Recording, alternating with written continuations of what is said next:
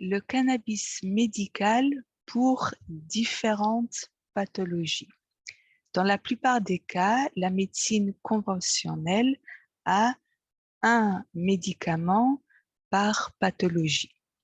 Je ne vais pas vous énumérer les milliers de pathologies, mais je voudrais me concentrer sur 7 pathologies.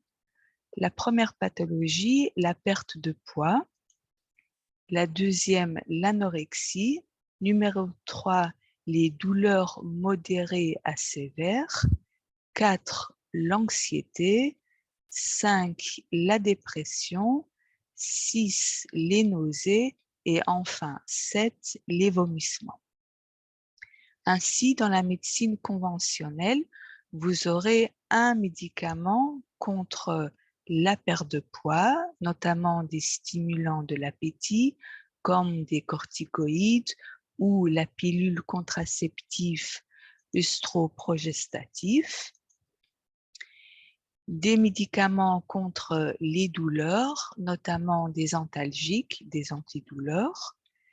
Contre l'anxiété, notamment des anxiolytiques, contre la dépression, des antidépresseurs et contre les vomissements, des antiémétiques, des antivomitiques.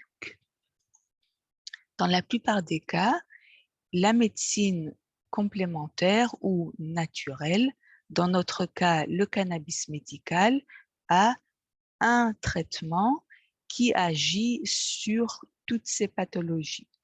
Je voudrais vous citer Dr. Donald Abrams, oncologue en Californie, concernant une vidéo sur YouTube intitulée Cannabis and Neuropathic Pain, Dr. Abrams Part 1, partie 1.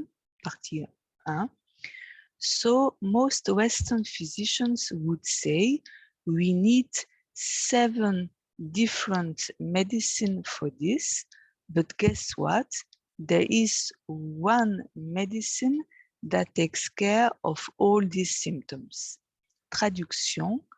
Donc, la plupart des médecins occidentaux diraient nous avons besoin de 7 médicaments différents pour cela, mais devinez quoi?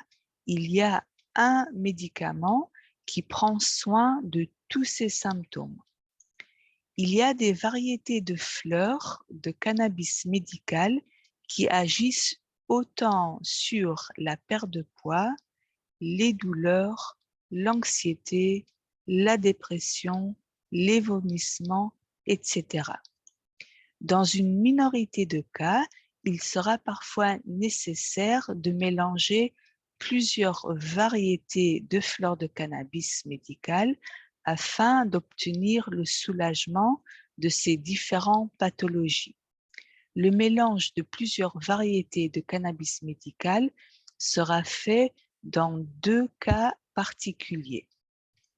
Le premier cas, la variété de cannabis médical agit seulement sur certaines pathologies. Le deuxième cas, le patient ne répond pas par l'effet souhaité d'une certaine variété de cannabis médical pour une certaine pathologie. Je voudrais vous détailler un peu plus sur ces 2 cas particuliers.